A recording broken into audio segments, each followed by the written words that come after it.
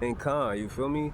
But it's a trespass. So did you already know who you know what I'm saying? Like did you like why like is it normal for 5 or 6 cars to show up for a trespass? That doesn't make sense to me, but that's neither here nor there, whatever. You know what I'm saying? It is what it is. Um I'm not gonna say I'm glad that all of those officers showed up, but it shows that there was more to the story than what was told. It shows that there was a lot more going on than that meets the eye. You know what I mean? Okay. I feel like I'm going kind of off track, but I'm not. All of this is relevant to my case. You know what I mean? So there's 3 different situations where I had contact with law enforcement, and in each of these situations, I was unarmed. I hadn't really done anything. And in the second situation, where I was in at the gazebo that was in the fenced in area, and I was sleeping because I'm homeless, and the officers jumped over the fence like there was some type of emergency or something and rushed over to me, and they already had me in cuffs and basically assaulting me while I'm in cuffs by I mean just unnecessary force. Everything about the way they approached the situation was completely unnecessary, you know what I'm saying? And like I said, I did another video documenting how I was completely obstructed from view. And this road that this situation occurred on, it's not necessarily a busy area, but it's pretty busy. But for some reason, from the time that law enforcement made contact with me, no vehicles traveled that road whatsoever. You know what I mean?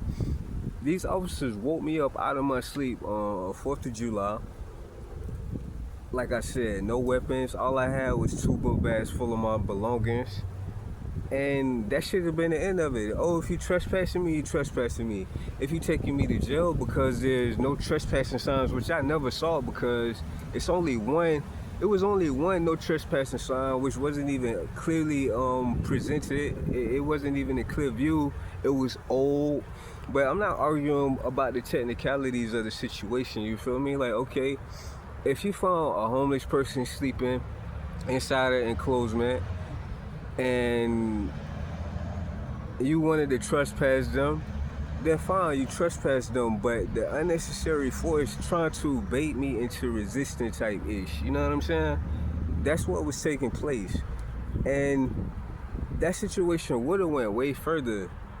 But fortunately for me, there were pedestrians that were walking by who started asking questions like, what's going on? Like, wow, you know what I'm saying? Like, what's really happening over here? Because they, like, I can't explain it. You had to be there to see the aggression and the so-called anger. Like, I mean, I had, unfortunately, I had a lot of contact with law enforcement. You understand what I'm saying?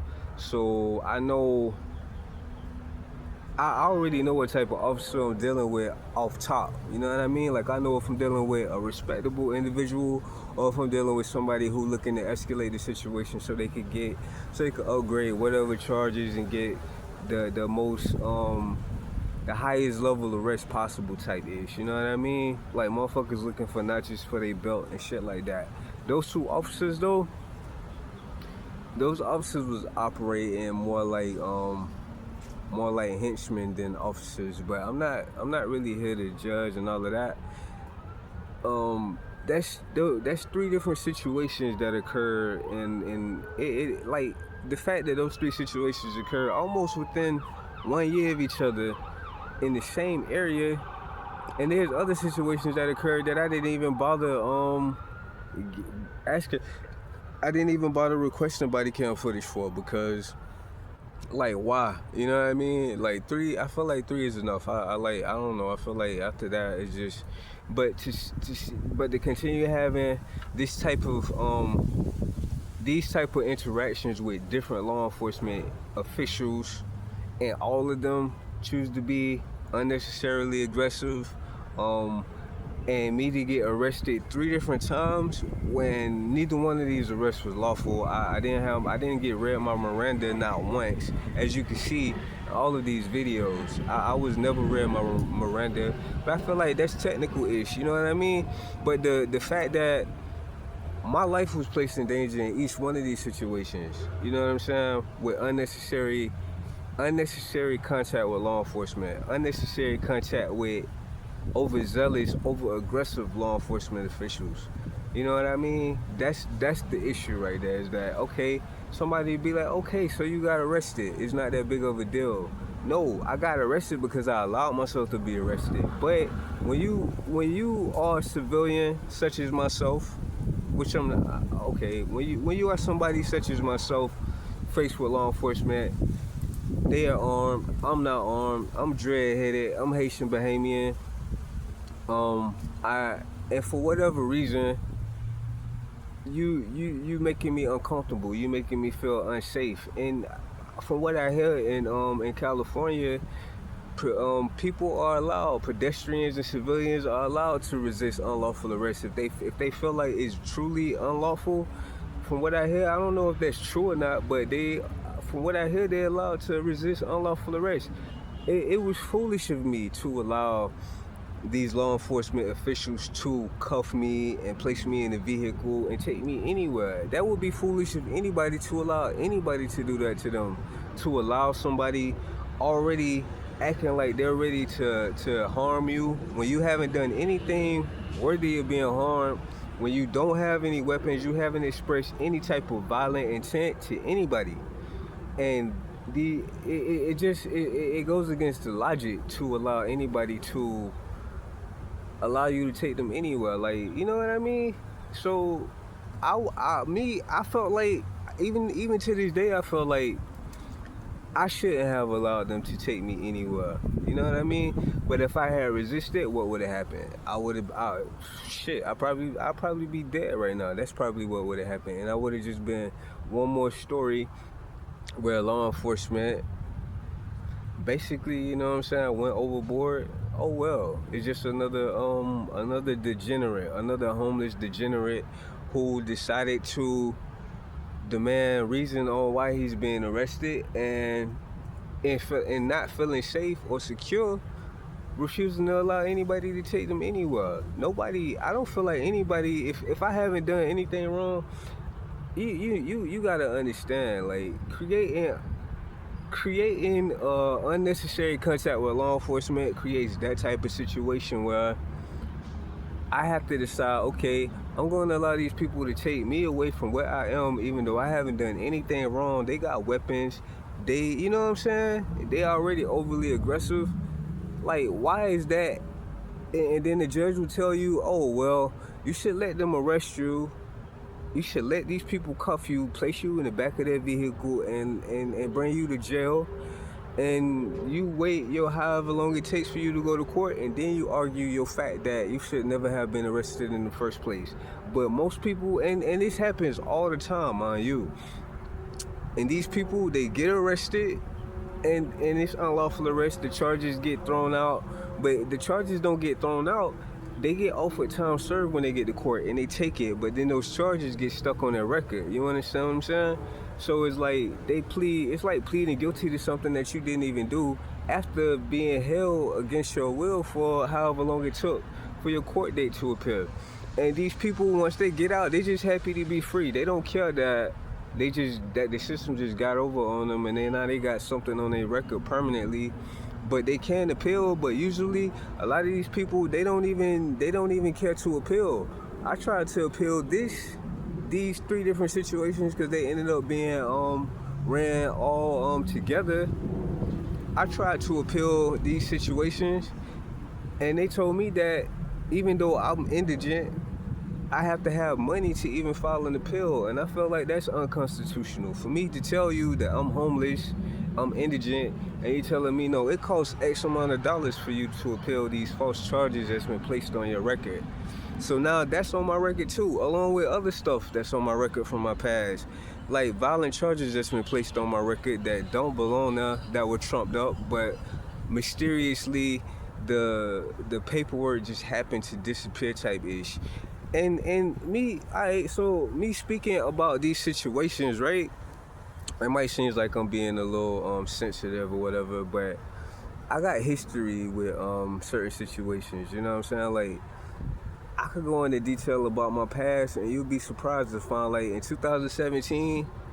First off, I want to say, okay, the relevancy of this is this right here. In 2017, I was shot in the face and in the chest. For a situation that was made to look like I was robbing a place, even though I was trying to get food. You understand what I'm saying? So it's a Sunday morning. It's not nah. It's like it's early in the fucking morning. Now anybody with common sense would know that if you was gonna rob somewhere, you wouldn't be robbing a fucking restaurant, right? Like, and then if you were gonna rob a restaurant, you would be robbing a restaurant after they had at least one day of business. You wouldn't be robbing a place early in the fucking morning when they likely not even serve that many people. You understand what I'm saying? But long story short, I got charged with attempting to burglarize the place, even though I had money in my pocket, a gold chain on, an iPhone, and J's. You feel me? Like, and you think that I'm showing up to a chicken joint to rob it? It doesn't. That doesn't add up. But that's the story that they ran with. The person that shot me, he got off scot-free because of stand your ground law or whatever. You know what I mean? But the thing is that was something else. That was orchestrated.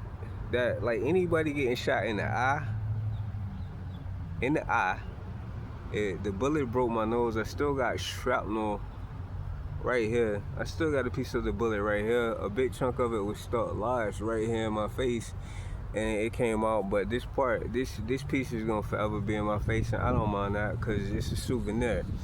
And I got hit right here. You know what I'm saying? There was a bullet lodged in my in my side right here from that situation in 2017.